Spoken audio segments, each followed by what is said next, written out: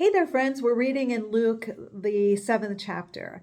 And here it is that we come to a point in Luke chapter 7 where the disciples of John the Baptist come to Jesus with a question that John has asked, because John's question is very clear. He says, "Are you the one who is to come, or shall we look for another?"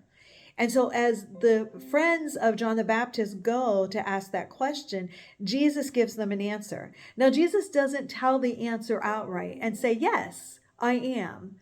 No, Jesus proclaims to the friends of John the Baptist to tell John these things: the blind receive sight, the lame walk, lepers are cleansed, and the deaf hear, and the dead are raised.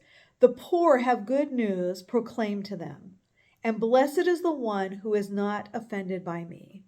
It's so apparent that Jesus is wanting John to know who he is, but he's wanting other people to recognize who he is by the evidence that he speaks of. This is what Jesus has done.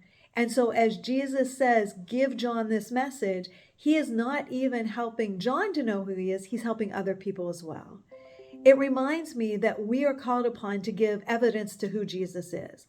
We can talk about Jesus and we can share scripture, and those are so important for us to do. But when we talk about Jesus, do we proclaim him by what we have seen him do in our lives or in the lives of other people?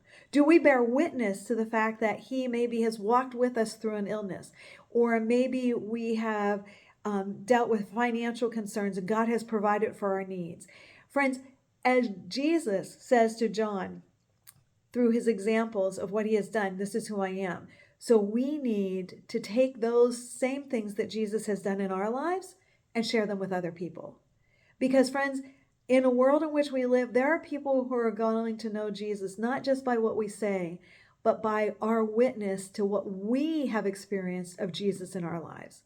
So this week, would you share Jesus with someone around you? Help them to know how you've experienced his love and his grace, how you have experienced the power of Christ in the midst of your lives.